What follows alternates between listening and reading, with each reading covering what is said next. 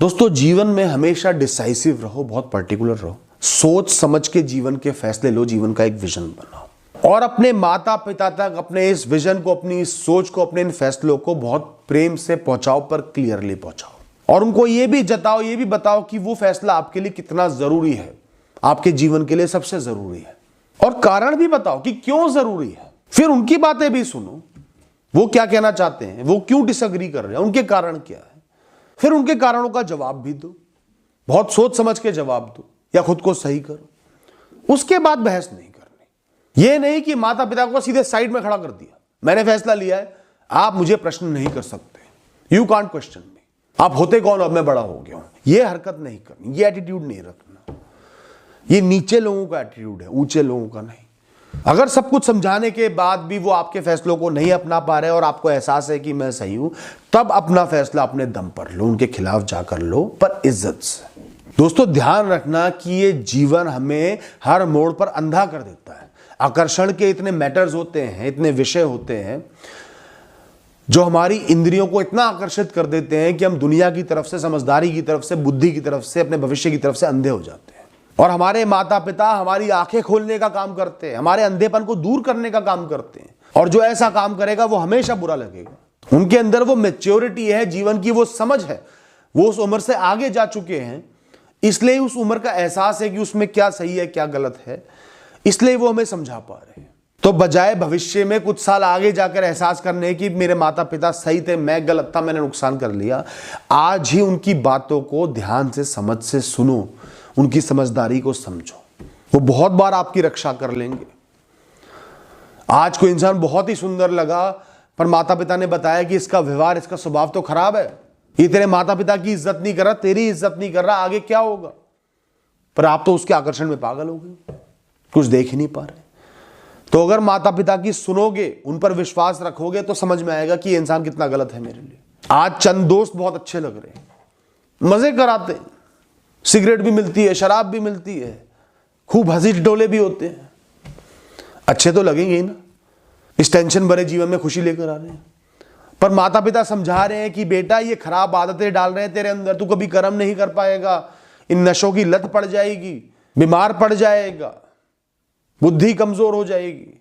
तो अगर माता पिता को सुनने की आदत है, उन पर भरोसा है, तो ये बात कहीं ना कहीं दिमाग में घुसेगी कि वो मैच्योर है, उन्होंने जीवन को देखा है, कुछ सही कह रहे होंगे। दोस्तों, जब माता पिता के जीवन का अंधियारा आ जाता है, शाम आ जाती है, रंग कम होने शुरू हो जाते हैं, सूर्य ढलना शुरू हो जाता है, तो उनका सारा ध्यान, जितनी भी रोशनी बची है, वो सिर्फ आप पर पहुंच जाती है। उन्हें आप ही नजर आते हो, लेकिन आपका जीवन तो उस समय सुबह में होता है, दोपहर में होता है, रोशनी ही रोशनी है, चारों तरफ विषय ही विषय देखने के लिए, आनंद लेने के लिए। उनके पास सिर्फ आप हो या एक दो कारण और हैं, और आपके पास पूरी दुनिया है, एक्साइटमेंट है, फैसिनेशन है। तो बजाय अपनी सिचुएशन में फंसने के, सारा ध्यान अपनी तरफ देने के कि मैं कैसे आनंद लूं, ये पूरी दुनिया मेरी है, उन पर भी ध्यान दो जिनका सारा ध्यान आप पर है। उनकी भी भावनाओं को समझो, कल को वो भावनाएं आपको भी देखनी है। जब हम बड़े होने लगते हैं ना, तो हमारे मन में तीव्र इच्छा पैदा होती है कि लोग हमें अपनाएं, लोग हमें प्रेम करें, लोग हमें पूछे, हमारे दोस्त बने।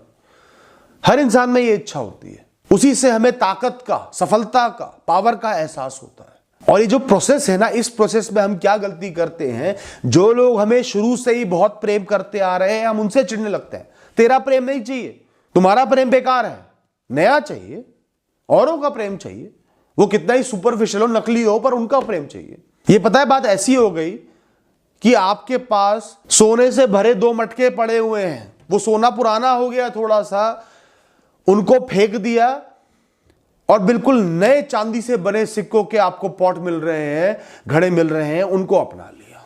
क्या चांदी सोना बन पाएगी कभी? चांदी कितनी ही नहीं हो, सोना कितना ही पुराना हो, वो चांदी है, वो सोना है। मैं ये नहीं कहता चांदी की कामना मत करो, लेकिन सोने को संभाल कर रखो, उनके प्रेम की इज्जत करो, वो आपको पूछ रहे हैं उस बात की इज्जत करो। बहुत सालों बाद जाके एहसास होगा कि वही सही पूछने वाले थे, बाकी सब मतलबी थे, लेकिन अब वो चले गए, अब तो बहुत देर हो गई, अब मैं कुछ कर नहीं सकता, सिर्फ एहसास कर सकता हूं, रो सकता हूं। तो आज ही इस बात का एहसास करके रखो दोस्तों, इससे आप आंतरिक तौर पर मजबूत भी बनोगे, लोगों के आगे लेटोगे नहीं।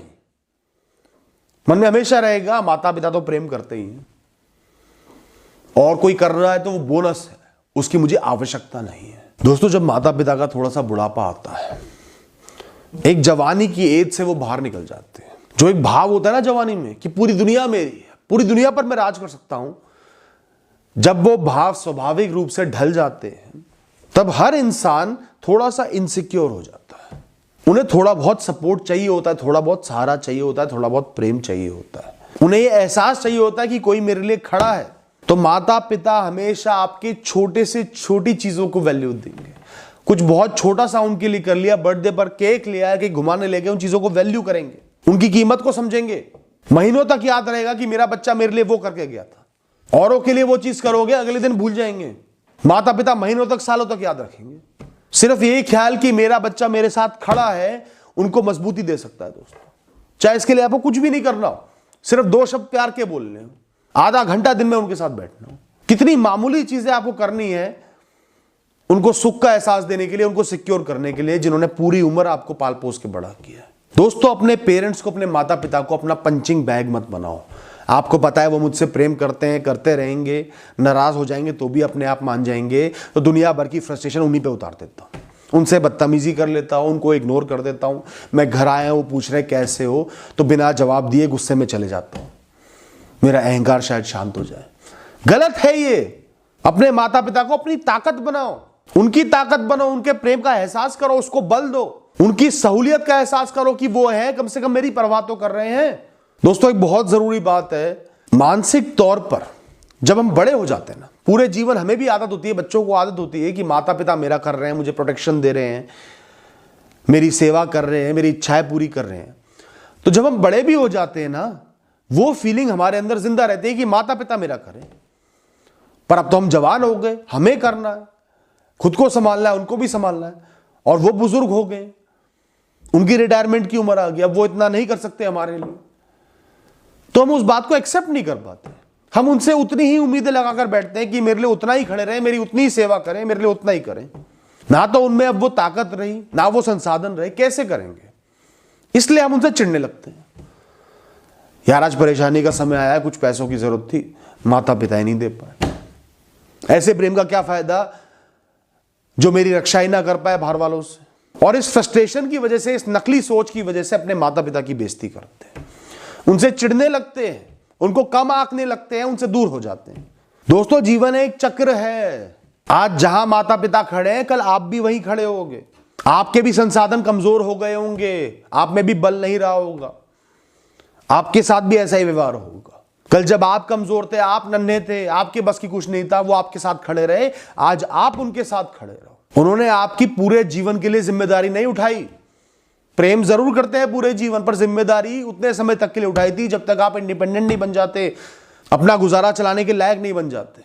अब आपका समय आया है उनकी जिम्मेदारी निभाने का।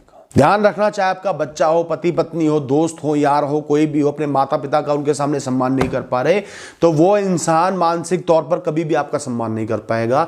उसके मन में ये बात बैठ जाएगी कि ये इंसान सम्मान के लायक नहीं, अपने माता पिता का सम्मान नहीं कर रहा।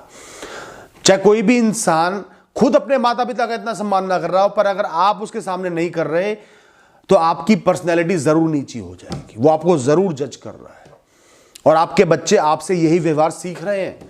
कितना ही उन्हें अच्छा ज्ञान दे दो, पर अपने माता पिता से बदतमीजी कर रहे हो, वो वही सीख रहे हैं। उसको नॉर्मलाइज कर रहे हैं कि माता पिता से बदतमीजी की जा सकती है, वो कमजोर हो गए हैं, अब वो उतना नहीं कर पा रहे, तो बदतमीजी करो, झाड़ो उनको, फ्रस्ट्रेशन उतारो उन पर। और दोस्तों, माता पिता के लिए भी एक जरूरी बात है, जब आपका बच्चा बड़ा हो गया, एडल्ट बन गया, तो आपको इस बात का एहसास करना होगा कि यहां पे एज गैप डजंट मैटर, कि आपकी और उनकी उम्र में कितना फर्क है, अब वो इतना मैटर नहीं करता। आप दोनों एडल्ट हो, वो बच्चा भी अब एडल्ट बन गया है, बड़ा बन गया है। आप पहले की तरह उन पे कंट्रोल नहीं रख सकते, उन पे हक नहीं जमा सकते। तो जो एडल्टहुड होता है, वो एज गैप की पावर को कम कर देता है। बड़े बड़े होते हैं, जीवन भर आप उस इंसान को बच्चा नहीं समझ सकते। तो अब जब वो बड़े हो गए हैं, तो वो ना आपसे डरेंगे, ना आप उन पे अथॉरिटी एक्सरसाइज कर सकते, अपने हिसाब से चला सकते, ना उनको कंट्रोल कर सकते। इन सब चीजों को जाने देना होगा और एक दोस्ती का रिश्ता बनाना होगा। सम्मान का रिश्ता भी रहेगा, पर एक दोस्ती का रिश्ता नर्चर करना होगा। इतनी मैच्योरिटी माता पिता में होनी चाहिए। तो अपने बच्चों से, अगर वो बड़े हो रहे हैं, अपने क्रूशियल मैटर्स भी डिस्कस करो, उनसे एडवाइस लो, उनकी बातों को कीमत दो।